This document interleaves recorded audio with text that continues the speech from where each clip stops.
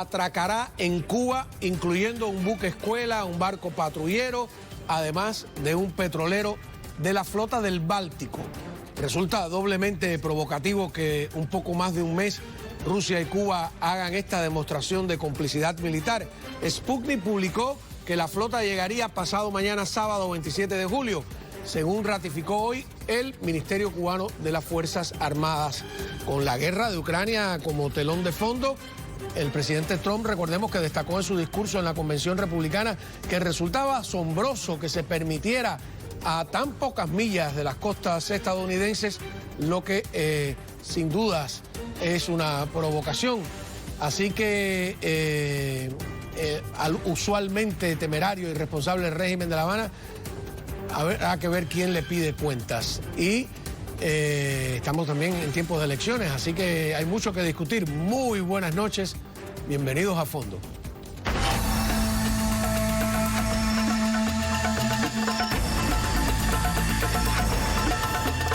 Está con nosotros el doctor Marcel Felipe, abogado, presidente de la Fundación Inspira América, del Museo de la Diáspora y de la directiva del Miami Dade College. Bienvenido, ¿cómo está? Muchas gracias, Juan Manuel.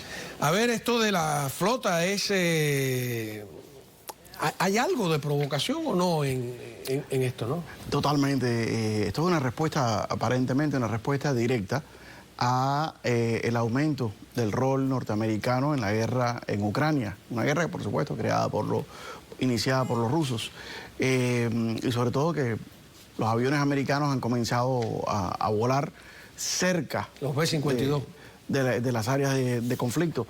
Pero esto indirectamente pudiera ser una oportunidad para el exilio cubano, porque le puede recordar a los americanos que tanto han ignorado por tanto tiempo que mientras Cuba siga a 90 millas de Estados Unidos, que por geografía lo va a seguir estando, sigue siendo una amenaza, porque es una base para quien sea el enemigo de turno de esta gran potencia. Y mientras seas una gran potencia vas a tener enemigos de turno. Yo vi un debate que había en la prensa norteamericana sobre si cómo separaría a los rusos. Dice, ¿qué vas a hacer? ¿Vas a sacar ahí una flota? ¿Vas a tener una respuesta militar?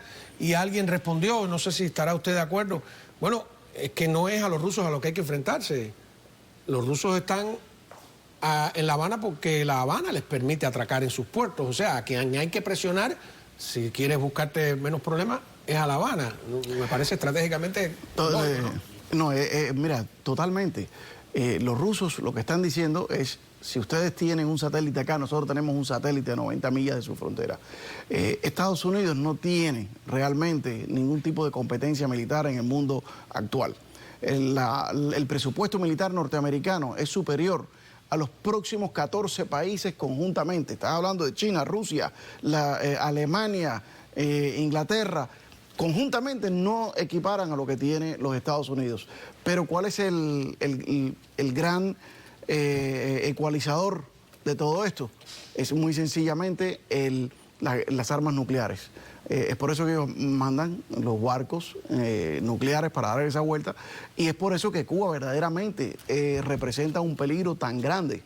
El gobierno de Cuba por un tiempo, después del colapso de la Unión Soviética, dejó de ser esa amenaza directa para los Estados Unidos porque no existía un enemigo global, una superpotencia que retara a los Estados Unidos. Por el momento que surja, como está surgiendo en China, Cuba va a prestar su territorio, y algunos de los países emergentes como Corea del Norte en el campo nuclear, les quedaría mucho más fácil poner una base nuclear en Cuba que tenga misiles que alcancen a los Estados Unidos, que desarrollar uno que tenga la capacidad de llegar hasta Washington. Es un peligro incalculable y una irresponsabilidad inmesurable que Estados Unidos siga permitiendo la existencia de la dictadura cubana a 90 millas. No por los cubanos, no por los derechos humanos, por el propio pueblo norteamericano. Y es una negligencia que lleva ya muchas décadas y comenzada, creo yo, por la escuela de Henry Kissinger. Pareciera, y lo notamos también con el caso de Venezuela, que tiene elecciones cruciales este fin de semana, que Cuba actuara como si supiera que no va a pasar nada, como si tuviera una voz dentro de las esferas, como fue Ana Belén Monte en algún momento, que le dice, tranquilo, que no va a haber una respuesta importante, ¿no? No hay ni siquiera la intención de sembrarle la duda al régimen castrista de que podría pagar un precio por eso. Bajo ningún concepto. Bueno, primero que todo, Cuba no está en muy buena posición para escoger. Necesita dar los favores que pueda, y los favores que puede dar es su geografía y la inteligencia que aún pudiera capturar de los agentes que están ahí de otra época, cuando los servicios de inteligencia cubanos eran mejores y capturaban más gente.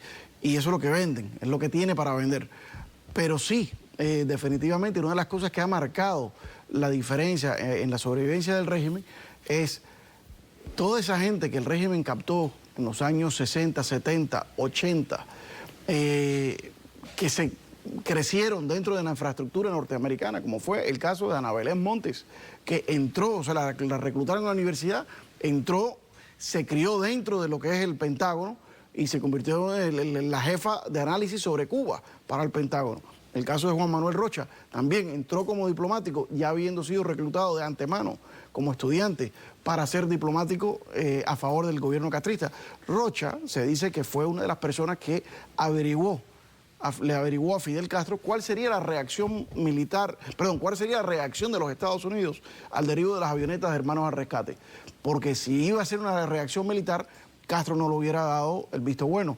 Pero al entender que solamente iban a imponerse sanciones, él era un precio que estaba dispuesto a pagar y así lo hizo. Es decir, a lo que tú vas, ellos tienen esa información, es bastante obvio que aún la tienen dentro de Estados Unidos.